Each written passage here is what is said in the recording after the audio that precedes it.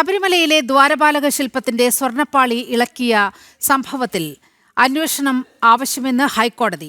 സ്വർണ്ണപ്പാളി സംസ്ഥാനത്തിന് പുറത്തേക്ക് കടത്തിയ ദേവസ്വം ബോർഡിന്റെ പ്രവൃത്തിയിൽ കോടതി സംശയം പ്രകടിപ്പിച്ചു. സ്പോൺസർ ഉണ്ണികൃഷ്ണൻ പോറ്റിക്ക് അറ്റകുറ്റപ്പണിക്ക് അനുമതി നൽകാൻ ബോർഡിനുണ്ടായ പ്രേരണ എന്താണെന്നും കോടതി ഇടക്കാല ഉത്തരവിൽ ചോദിക്കുന്നു. ഈ ഇടക്കാല ഉത്തരവിലാണ് ഗുരുതരമായ കണ്ടെത്തലുകൾ ഉള്ളത്.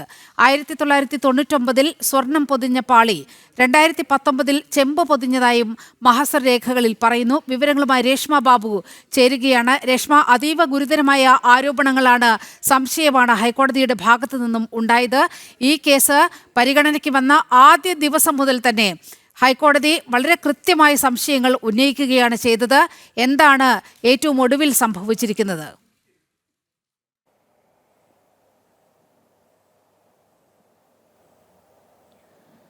നീലിമ, ശബരിമലയിലെ ദ്വാരപാലകരുടെ സ്വർണ്ണപ്പാളി സംബന്ധിച്ച് അടിമുടി അവ്യക്തതകളും സംശയങ്ങളുമാണ് നിലവിൽ നിഴലിക്കുന്നത്. അത് സംബന്ധിച്ച് നേരത്തെ ഹൈക്കോടതി ഇടക്കാല ഉത്തരവ് പ്രസ്താവിച്ച സമയത്ത് ചില നിരീക്ഷണങ്ങൾ നടത്തിയിരുന്നു. ഇപ്പോൾ ഈ ഇടക്കാല ഉത്തരവിന്റെ പകർപ്പ് ലഭിച്ചിരിക്കുകയാണ്. ആ പകർപ്പിൽ അത്യധികം ഗുരുതരമായിട്ടുള്ള ആക്ഷേപങ്ങളും കണ്ടെത്തലുകളുമാണ് ഹൈക്കോടതിയുടെ ഭാഗത്തുനിന്നും ഉണ്ടായിരിക്കുന്നത്. 1999 ഈ സ്വർണം പൊതിഞ്ഞ പാളിയാണ്, അതിൽ യാതൊരു തർക്കവും.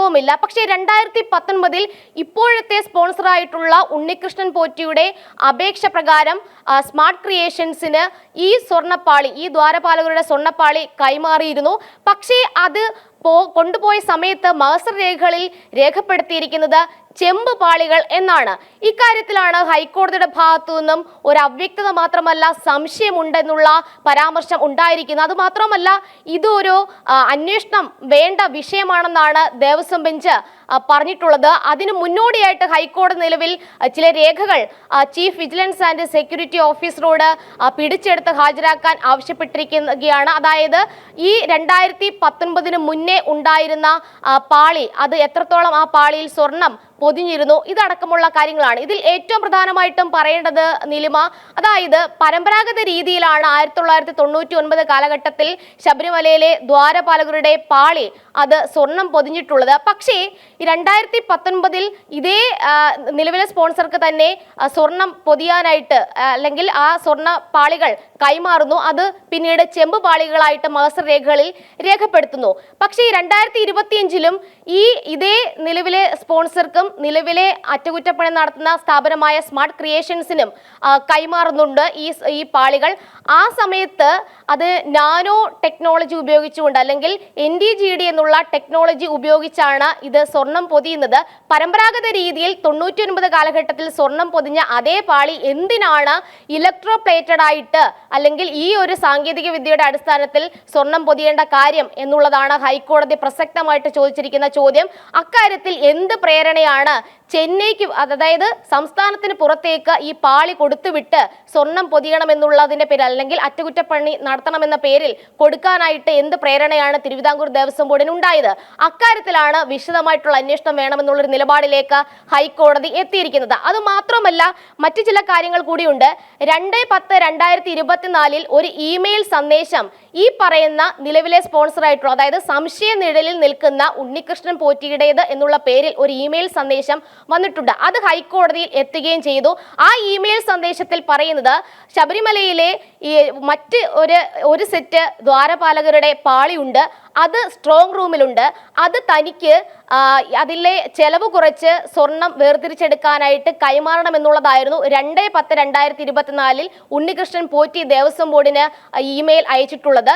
അത് പക്ഷേ ഈ പറയുന്ന ചീഫ് വിജിലൻസ് ആൻഡ് സെക്യൂരിറ്റി ഓഫീസർക്ക് ആ പാളി സംബന്ധിച്ച് യാതൊരു വ്യക്തതയുമില്ല, കണ്ടെത്തിയിട്ടുമില്ല. അതായത് പ്രാഥമികമായിട്ടുള്ള പരിശോധനയിൽ ഒന്നും തന്നെ ചീഫ് വിജിലൻസ് ആൻഡ് സെക്യൂരിറ്റി ഓഫീസർക്ക് ഈ ഉണ്ണികൃഷ്ണൻ പോറ്റി പറഞ്ഞ പാളികൾ സംബന്ധിച്ചുള്ള കാര്യത്തിൽ ഒരു വിവരമോ അല്ലെങ്കിൽ അത് എവിടെ എന്നുള്ള കാര്യത്തിലോ വ്യക്തത വരുത്താൻ സാധിച്ചിട്ടില്ല. ഇക്കാര്യത്തിലും സമഗ്രമായിട്ടുള്ള അന്വേഷണം വേണമെന്നുള്ളതാണ് ഹൈക്കോടതി പറഞ്ഞിട്ടുള്ളത്. എങ്ങനെയാണ് ഉണ്ണികൃഷ്ണൻ പോറ്റിക്ക് മാത്രം ഈ സ്ട്രോങ് റൂമിൽ ഇരിക്കുന്ന ദ്വാരപാലകരുടെ ഒരു സെറ്റ് സംബന്ധിച്ചുള്ള വിവരം ലഭിച്ചത്? അതിലെ സ്വർണം കുറഞ്ഞ ചെലവിൽ വേർതിരിച്ചെടുക്കാനായിട്ട് അനുമതി വേണമെന്ന് ഉണ്ണികൃഷ്ണൻ പോറ്റി പറയുന്നത്. ഒപ്പം തന്നെ ഈ പറയുന്ന ഈ സ്ട്രോങ് റൂമിൽ ഇരിക്കുന്നു എന്ന് പറയുന്ന രണ്ടാമത്തെ പാളി അത് കണ്ടെത്തുവാൻ എത്രയും വേഗം കണ്ടെത്തുവാനായിട്ട് ഹൈക്കോടതി ഇടക്കാല ഉത്തരവിൽ നിർദ്ദേശം നൽകിയിട്ടുണ്ട്. എന്തായാലും ഇക്കാര്യത്തിൽ അടിമുടി അവ്യക്തത മാത്രമല്ല സംശയം നിഴലിക്കുന്നുണ്ട്. 2019 സ്വർണം പൊതിയാനായിട്ട് അല്ലെങ്കിൽ ഈ സ്വർണ്ണപ്പാളികൾ കൈമാറിയ അതേ വ്യക്തിക്ക് അത് ഇപ്പോൾ ഈ ഒരു NDGD ടെക്നോളജിയുടെ അടിസ്ഥാനത്തിൽ വീണ്ടും കൈമാറുന്നുണ്ട്. അത് ഏത് രീതിയിൽ ഏത് വകയിലാണ് എന്നുള്ള ഒരു ചോദ്യം ഹൈക്കോടതി ഉന്നയിച്ചിട്ടുണ്ട്. കാരണം പരമ്പരാഗത രീതിയിൽ 99 സ്വർണം പൊതിഞ്ഞിട്ടുണ്ട്. പിന്നെന്തിനാണ് ഇപ്പോൾ ഇതിന്റെ തുടക്കത്തിൽ തന്നെ വലിയ സംശയം ഉയർന്നതാണ്. ഈ സ്വർണ്ണ ഉരുപ്പടികളുമായി ബന്ധപ്പെട്ട് ഏതെങ്കിലും വിധത്തിലുള്ള ഒരു അറ്റകുറ്റപ്പണി വേണമെന്നുണ്ടെങ്കിൽ അത് സന്നിധാനത്ത് തന്നെ വെച്ച് നടത്തണമെന്നതാണ് ചട്ടം.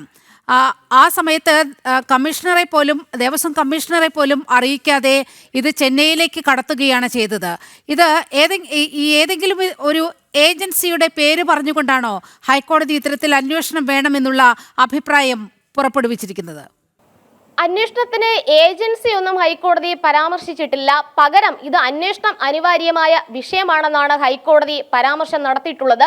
ഇതിൽ ഏറ്റവും പ്രധാനമായിട്ടും എടുത്തു പറയേണ്ട ഒരു കാര്യം, പരമ്പരാഗത രീതിയിൽ സ്വർണം പൊതിയാനായിട്ട് സാധിക്കുമെങ്കിൽ എന്തുകൊണ്ടാണ് കോടതിയുടെ അനുമതി തേടാതെ മറ്റൊരു സംസ്ഥാനത്തേക്ക് ഈ സ്വർണ്ണപ്പാളി കടത്തിയത്? അതിന് തിരുവിതാംകൂർ ദേവസ്വം ബോർഡിനെ പ്രേരിപ്പിച്ച ഘടകമെന്ത്? ഈ ചോദ്യങ്ങൾ ഹൈക്കോടതി ഉന്നയിച്ചിരിക്കുന്നു. അതുമാത്രമല്ല, ഈ ചോദ്യങ്ങൾക്ക് ഉത്തരം കിട്ടണമെങ്കിൽ അന്വേഷണം അനിവാര്യമാണെന്നുള്ള ഒരു നിലപാടിലേക്ക് ഹൈക്കോടതി എത്തിയിരിക്കുന്നു എന്നുള്ളതാണ്. എന്തായാലും ഇനി ഈ രേഖകൾ കണ്ടെടുക്കുന്ന പക്ഷം ആ രേഖകളിൽ കൃത്യമായിട്ട് 2019-ലും 1999-ലും എത്ര ഗ്രാം സ്വർണം ഈ പറയുന്ന പാളികൾക്ക് ഉണ്ടായിരുന്നു എന്ന കാര്യത്തിലും മറുപടി നൽകണം. അതുമാത്രമല്ല, എത്ര സ്വർണമാണ് ഈ 2025-ൽ ഇപ്പോൾ അറ്റകുറ്റപ്പണിക്കായിട്ട് കൊണ്ടുപോയിട്ടുള്ള ചെന്നൈയിൽ ഈ പാളികൾക്ക് വേണ്ടി ഉപയോഗിക്കുന്നത് എന്ന കാര്യത്തിലും വ്യക്തത വരുത്തണം. എന്തായാലും ഇപ്പോൾ ഈ സ്മാർട്ട് ക്രിയേഷൻസ് നടത്തുന്ന അറ്റകുറ്റപ്പണിയിൽ അതൊരു തിൻ ലെയർ ഓഫ് ഗോൾഡ് ആണ് ഉപയോഗിക്കുന്നത്. അതായത് ഏറ്റവും ചെറിയ പാളിയിലാണ് സ്വർണം പൊതിയുന്നത്. അത് എത്രത്തോളം തൂക്കം കുറഞ്ഞു വരുത്തതേ ഉള്ളൂ. അപ്പോൾ നേരത്തെ ഉണ്ടായിരുന്ന സ്വർണ്ണത്തിൽ അതിന്റെ ഭാരം അല്ലെങ്കിൽ തൂക്കം കുറയുമെന്നുള്ള ഒരു സംശയം കൂടി ഹൈക്കോടതി എടുത്തു പറയുകയും ചെയ്തിട്ടുണ്ട്. എന്തായാലും സ്പോൺസർ ആയിട്ടുള്ള ഉണ്ണികൃഷ്ണൻ പോറ്റിയും അതോടൊപ്പം തന്നെ സ്മാർട്ട് ക്രിയേഷൻസിനും അറിയാവുന്ന ദ്വാരപാലകരുടെ മറ്റൊരു സെറ്റ് അതിനെക്കുറിച്ച് അല്ലെങ്കിൽ ഒരു സെറ്റ് പാളിയെക്കുറിച്ച് ഇതുവരെ ദേവസ്വം ബോർഡിനോ ഈ പറയുന്ന ചീഫ് വിജിലൻസ് ആൻഡ് സെക്യൂരിറ്റി ഓഫീസർക്കോ വ്യക്തതയില്ല. അക്കാര്യത്തിലും സമഗ്രമായിട്ടുള്ള അന്വേഷണം വേണം. അതുമാത്രമല്ല, ചെന്നൈയിലേക്ക് മറ്റൊരു സംസ്ഥാനത്തേക്ക് കോടതിയുടെ അനുമതി കൂടാതെ ശബരിമലയിലെ ദ്വാരപാലക ശില്പത്തിന്റെ സ്വർണ്ണപ്പാളി ഇളക്കിയ സംഭവത്തിൽ അന്വേഷണം വേണം എന്നാണ് ഹൈക്കോടതി നിലപാട് എടുത്തിരിക്കുന്നത്. രേഷ്മ ബാബുവാണ് വിശദമായ റിപ്പോർട്ട് പങ്കുവച്ചത്.